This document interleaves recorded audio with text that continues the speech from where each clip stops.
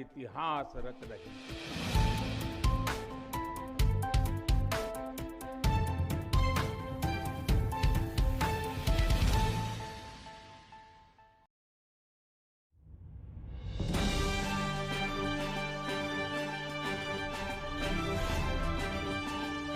संयुक्त किसान मोर्चा के अध्यक्ष राष्ट्रीय अध्यक्ष सुरेंद्र पुरनिया जी हैं।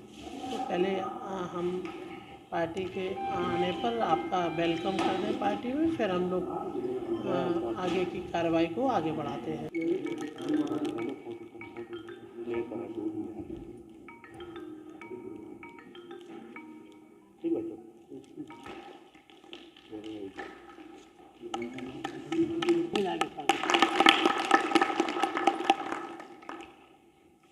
नौजवानों के लिए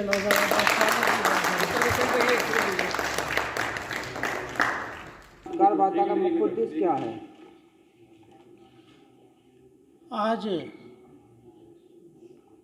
हमारे बीच में भारतीय जनता पार्टी को छोड़कर समाजवादी पार्टी में शामिल हुई आदरणीय वंदना पाठक जी, समाजवादी पार्टी को बुंदेलखंड किसान यूनियन के राष्ट्रीय अध्यक्ष श्री विमल कुमार शर्मा जी, उपाध्यक्ष पुरनिया जी, हमारे इस झांसी जनपद के कहें या बुंदेलखंड के लोकप्रिय नेता आदरणीय खतौली महाराज जी के पुत्र सभी लोग उपस्थित हैं। और चूँकि जिस तरीके से भारतीय जनता पार्टी ने लोगों को ठक्कर 2017 में सरकार बना ली थी और उन्होंने पहले दिन से ये कोशिश की थी कि गरीब को और कैसे गरीब किया जाए, किसान को और कैसे कमज़ोर किया जाए, महिलाओं के साथ हो रहे अत्याचार, उत्तर प्रदेश में अपराधों के मामलों में वृद्धि, ये साफ बता रही है कि भारतीय जनता पार्टी की सरकार हर मामले में विफल सरकार रही है। आदरणीय पूर्व जिला पंचायत के अध्यक्ष जी ने भारतीय जनता पार्टी छोड़ी है और जब से आप माननीय अखिलेश यादव जी के नेतृत्व में पार्टी में शामिल हुई है, हम ये कह सकते हैं कि मऊरानीपुर में ऐतिहासिक जीत समाजवादी पार्टी की सुरक्षित हो गई है। वहीं आपके चूँकि आप जिला पंचायत के पूर्व अध्यक्ष रहे हैं, जिले में कई गांवों में आपका काम बोलता है। आपके आने से जनपद की चारों सीटों में मजबूती प्रदान हुई है। बुंदेलखंड की 19 सीटों में भी जिस तरीके से इस सरकार में ब्राह्मणों की हत्या हुई,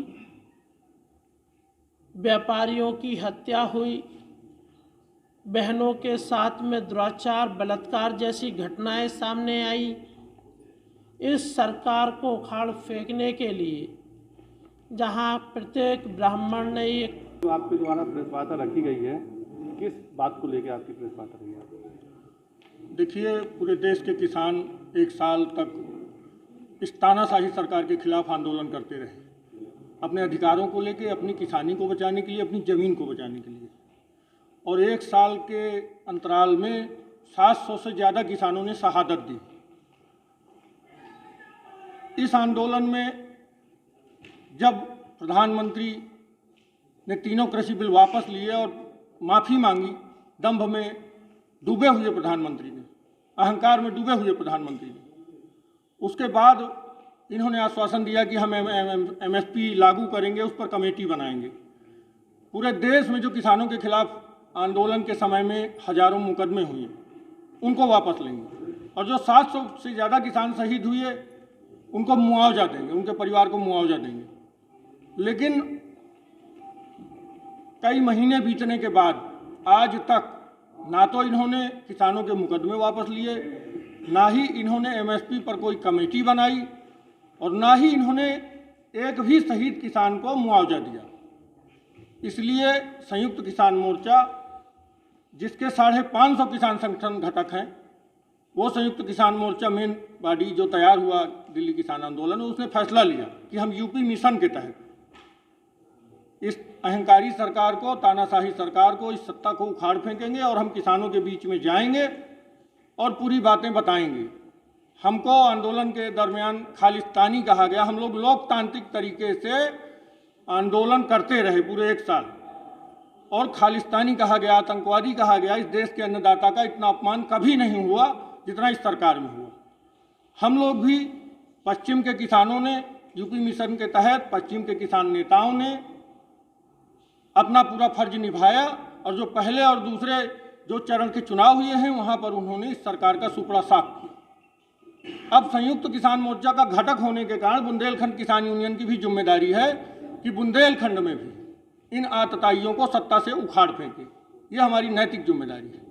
इसलिए हम लोग आज यहाँ पर मऊरानीपुर में भी, यहाँ पर सपा के जो उम्मीदवार हैं तिलक चंद अहिरवार जी, उनको समर्थन देने आए हैं। और हम यहाँ किसानों से अपील करते हैं कि भारी से भारी मतों से इनकी विजयी बनाएं, ताकि पूरे बुंदेलखंड की 19 सीटें में हम लोग मूवमेंट कर रहे हैं। और यहाँ पर हमारा बुंदेलखंड किसान यूनियन पूरे झांसी जिले में। अध्यक्ष जी, आपकी क्या वजह रही कि आपको बीजेपी छोड़ के भाजपा में आपको शामिल होना पड़ा? बीजेपी छोड़ के सपा में शामिल होना पड़ा।